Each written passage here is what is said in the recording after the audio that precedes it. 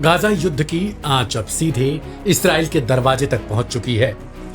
Yemen के Houthi विद्रोहियों ने ऐसा वार कर दिया जिससे इस्राएली सुरक्षा एजेंसियों के होश उड़ गए।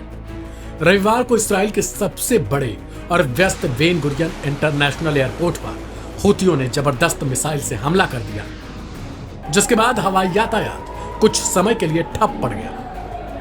यहां तक कि अमेरिका का थर्ड और इस्राएल का एयर डिफेंस सिस्टम आयरन डोम फेल हो गया। वहीं जवाबी हमले में इस्राएल ने यमन में जबरदस्त हवाई हमले किए। इससे बड़े स्तर पर तबाही होने की खबर आई। इसके बाद ईरान से भी इस्राएल और अमेरिका को साफ चेतावनी जारी की गई, जिसमें कहा गया कि यमन में किसी भी प्रकार की कार्रवाई का बखूबी जवाब दिया जाएगा। इधर दूसरी ओर गाजा वासियों के लिए कथित तौर पर लड़ाई का आह्वान करने वाले हूती ग्रुप ने अब अपनी सेना में भर्ती करने की प्रक्रिया शुरू कर दी है। इसके तहत देश और गाजा के लिए लड़ाई की इच्छा रखने वालों को सेना की ट्रेनिंग दी जा रही है। हालांकि इस्राएल से आने वाली खबरों में आरोप लगाए जा रहे हैं कि अमेरिका द्वारा यमन में किए गए हवाई हमलों और गाजा में जारी युद्ध को हथियार बनाकर हूती अब इसे फिलिस्तीन के समर्थन की लड़ाई बताकर लोगों को युद्ध में झोंक रहे हैं। गौरतलब है कि पिछले कुछ हफ्तों में हूती मीडिया से जो वीडियो सामने आए हैं वे सिर्फ सैन्य ट्रेनिंग नहीं दिखा रहे।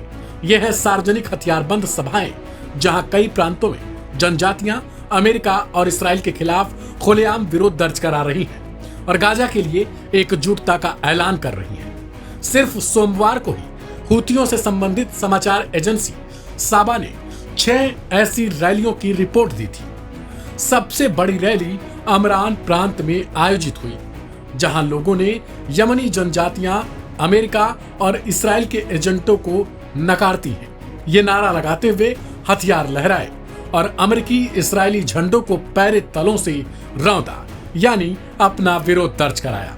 इसी दिन साबा ने एक और जनसभा की तस्वीरें जारी की, जहां लोगों ने अमेरिकी हमलों का मुकाबला करने और गाजा का समर्थन करने की कस्में खाई।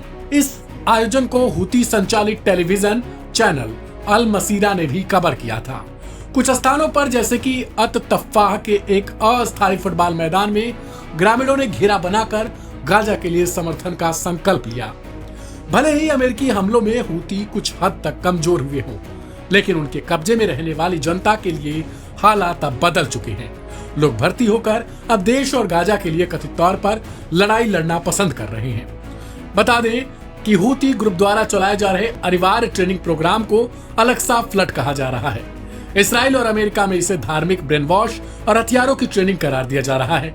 हालिया रिपोर्ट से साफ अंदाजा लगाया जा सकता है कि हूती किसी बड़ी जंग की तैयारी में लग रहे हैं, जहां से वे अमेरिका और इस्राएल पर कोई भयंकर प्लानिंग में भी जुटे हैं। इस रिपोर्ट को लेकर आपकी अपनी राय क्या है उसे कमेंट बॉक्स में जरूर लिखें।